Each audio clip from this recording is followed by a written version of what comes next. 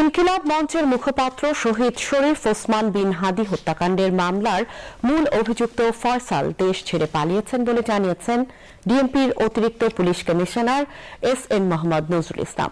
সকালে ডিএমপির মিডিয়া সেন্টারে ইনকিলাব মঞ্চের মুখপাত্র শহীদ শরীফ ওসমান বিন হাদি হত্যা মামলার তদন্তের অগ্রগতি প্রসঙ্গে আয়োজিত সংবাদ সম্মেলনে তিনি এ তথ্য জানান। নজরুল ইসলাম বলেন, হত্যাকাণ্ডটি পূর্ব পরিকল্পিত। ফয়সাল সহ আরো একজন ময়মনসিংহ দিয়ে সীমান্ত পার হয়ে ভারতে পালিয়েছেন। এই ঘটনায় মোট 11 জনকে গ্রেফতার করেছে ডিএমপি। এর মধ্যে 6 জন স্বীকারোক্তিমূলক জবানবন্দি দিয়েছেন। ডিএমপির অতিরিক্ত কমিশনার জানান, মামলার তদন্ত দ্রুত গতিতে এগিয়ে চলছে এবং আগামী 7 থেকে 8 দিনের মধ্যে এই হত্যাকাণ্ডের মামলার অভিযোগপত্র দেয়া হবে।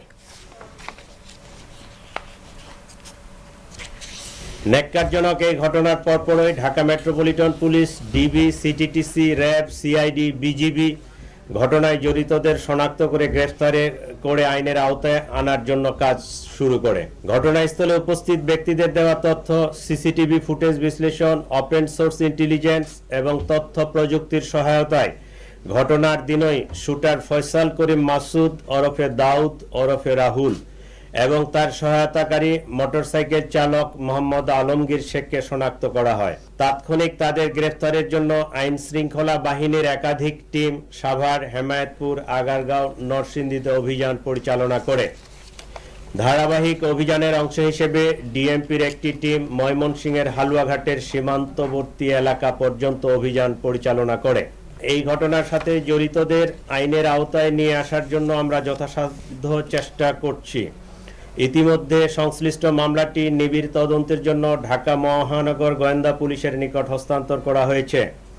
তদন্তকালীন এ যাবৎ এ ঘটনা সংগঠনে পরিকল্পনায় অংশগ্রহণ, ঘটনায় ব্যবহৃত অস্ত্রগুলি লুকানোর সাথে জড়িত, ঘটনার মূল 2 হোতাকে পলায়নে সহায়তাকারী সহ মোট 11 জনকে আমরা গ্রেফতার করতে সক্ষম হয়েছি।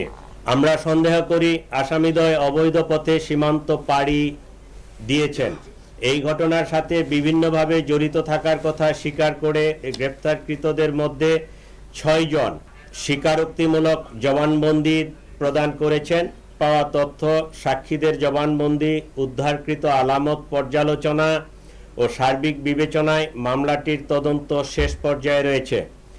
আগামী 7 থেকে 10 দিনের মধ্যে আমরা চার্জশিট প্রদান করতে সক্ষম হব। সরকার ইতোমধ্যে দ্রুত বিচার ট্রাইব্যুনালে মামলাটি নিষ্পত্তি করার ঘোষণা দিয়েছে।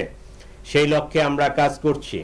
এই জন্য এই জঘন্য ঘটনায় ন্যায় বিচার নিশ্চিত করতে রাষ্ট্রের পক্ষ থেকে, আমাদের পক্ষ থেকে সর্বোচ্চ প্রচেষ্টা অব্যাহত রয়েছে। 7 জানুয়ারির মধ্যে ওসমান হাদি হত্যার চার্জশিট দেওয়া হবে বলে জানিয়েছেন তথ্য ও সম্প্রচার উপদেষ্টা সৈয়দা রিজওয়ানা হাসান।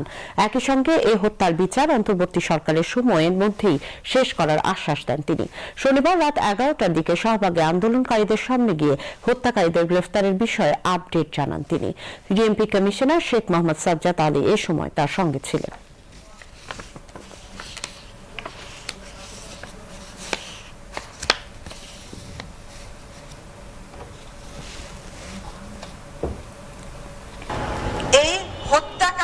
চার্জশিট সুনির্দিষ্টভাবে দেয়া হবে ইনশাআল্লাহ 7 জানুয়ারি 2026-এর মধ্যে। এই চার্জশিট দেওয়ার পরে অন্তর্বর্তী সরকার থাকাকালীন সময়ে যেন দ্রুত বিচারটা করে যাওয়া যায় সেটার নিশ্চয়তা আমি আপনাদেরকে দিচ্ছি। ইনশাআল্লাহ আমরা থাকতেই এই হত্যাকাণ্ডের বিচার